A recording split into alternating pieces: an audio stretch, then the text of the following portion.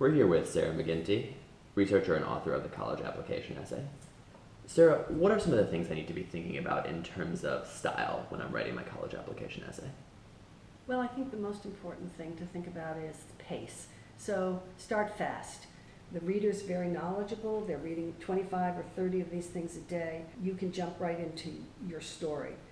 Maybe that means you eliminate your introduction. Maybe that means you shrink your conclusion. But it's a sandwich. So the beginning and end is just the bread to hold it together. It's the meat in the middle that matters. Great. So I start fast.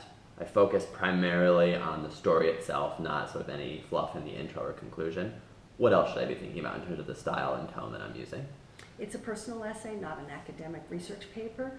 Try to match your vocabulary to the kind of person you are and to the fact you're a young 17, 18-year-old person. Make sure it sounds like you. And that means not so many $10 words and a lot of just conversational and relaxed language. So can you give me, I think I know what you mean, but could you give me some sort of example?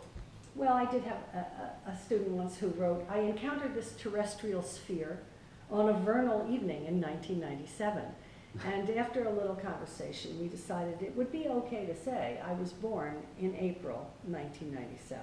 Gotcha. So in other words, keep it simple. This should sound like when I'm talking to a friend. Exactly. Great. And anything else that I should be thinking about in terms of style tone? Well, my last words would ask you to be as specific as possible in the story that you've told and in the writing that you supply so that it is vivid and detailed. Maybe one way to do that is to convey some of your story through dialogue, what the policeman who pulled you over said and what you said back. That would certainly help us be in the scene, but be as specific as possible. It's very common at the beginning to write sentences like, I had many new and surprising experiences then. And that's a great first thought, but the second thought needs to be, okay, what was new and surprising about them? And maybe that sentence can be made, I slept in a tent, washed my face and hands in a saucepan, and survived on bread and candy bars. Gotcha. So we're really kind of getting into the nitty-gritty details of the story as opposed to kind of surface level, broad brush sentences.